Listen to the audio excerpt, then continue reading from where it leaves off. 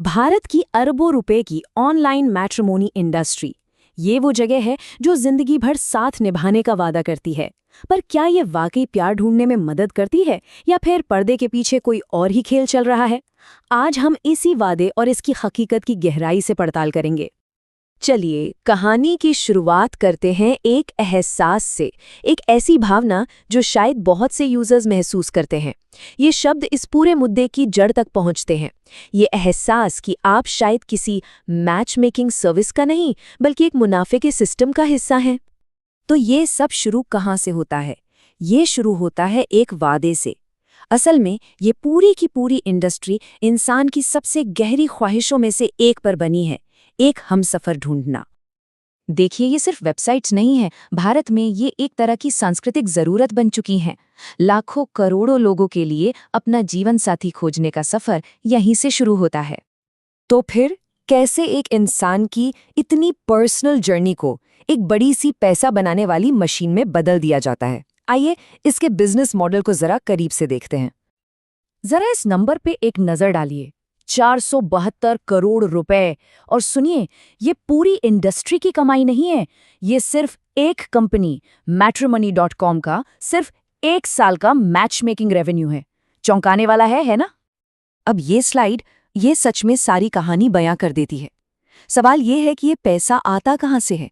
लगभग 98% revenue user subscription से आता है, सफल शादियों से नहीं। एक पल के लिए इस पर सोचिए। इसका मतलब ये है कि इनका बिजनेस लोगों की तलाश पर चलता है, इस पर नहीं कि वो तलाश पूरी हो जाए। और ये काम कैसे करता है? एक बड़े ही चालाक मॉडल से, जिसे कहते हैं फ्रीमियम। मतलब आप प्रोफाइल तो मुफ्त में देख सकते हैं, लेकिन जैसे ही आप किसी से बात करना चाहते हैं, जो कि सबसे जरूरी कदम है, आपको एक भारी भरकम फीस देनी पड़ती है। ये एक ऐसा सिस्टम है जो शादी के सामाजिक दबाव और लोगों की उम्मीदों को कैश करता है। तो फिर होता क्या है जब इतनी बड़ी कीमत और इतनी बड़ी उम्मीदों वाला ये सिस्टम फेल हो जाता है? और यहाँ बात सिर्फ दिल टूटने की नहीं है, यहाँ बात है गंभीर फाइनेंशियल खतरों की।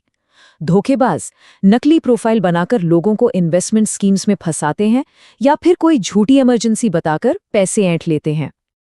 और ये सिर्फ नंबर नहीं है, ये असली लोगों की कहानियां हैं। ये उन भयानक फाइनेंशियल नुकसानों को दिखाते हैं जो लोगों ने इन्हीं प्लेटफॉर्म्स पर झेले हैं। और सोचिए, ये तो सिर्फ वो मामले हैं जो रिपोर्ट हुए, न जाने कितने और होंगे। और देखिए, दिक्कत सिर्फ बाहर के फ्रॉडस्टर्स से नहीं है। कभी कभी खुद कंपनियां भी अपनी मार्केटिंग वादों को लेकर सवालों के घेरे में आ जाती हैं। 1200 से ज्यादा शिकायतें। सोचिए जरा, इतने सारे लोगों को शादी.com के सिर्फ एक एड कैंपेन से ऐसा लगा कि उन्हें धोखा मिला है कि उन्होंने बाकायदा रिफंड की मांग कर डाली।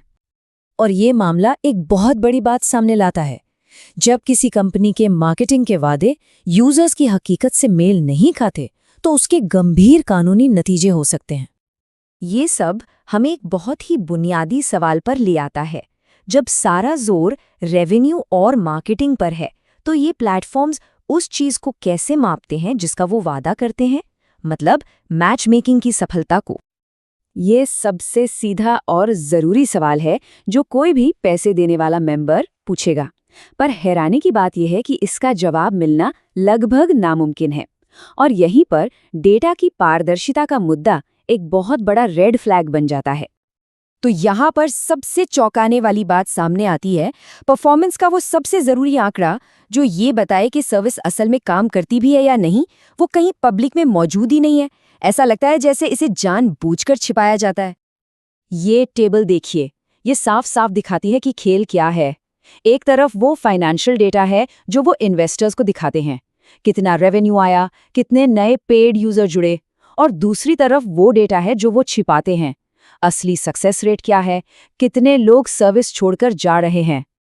तो इन सब प्रॉब्लम्स को देखते हुए सवाल उठता है कि क्या कोई बेहतर, कोई ज्यादा ईमानदार तरीका हो सकता है, एक ऐसा मॉडल जो यूजर के बारे में सोचे? यहाँ एक तुलना है कि वो मॉडल कैसा दिख सकता है। एक तरफ है मौजूदा मॉडल जो तलाश से पैसा कमाता है, और दूसरी तरफ एक ऐसा मॉडल जो सिर्फ सफल नतीजों पर पैसा कमाए, जहां वेरिफिकेशन जरूरी हो, जहां फोकस सिर्फ लोगों की गिनती बढ़ाने पर नहीं बल्कि कंपैटिबिलिटी पर हो। एक यूजर का ये सुझाव इस पूरे सोच को बहुत अच्छे से समझाता है।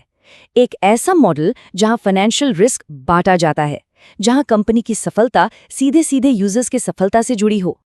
तो आखिर में हम सब इस एक बड़े और ताकतवर सवाल पर आकर रुक जाते हैं, जीवन साथी की इस इतनी निजी और अहम खोज में फाइनेंशियल रिस्क असल में किसे उठाना चाहिए? उस इंसान को जो प्यार की तलाश में है, या उस बिजनेस को जो प्यार का वादा बेच रहा है?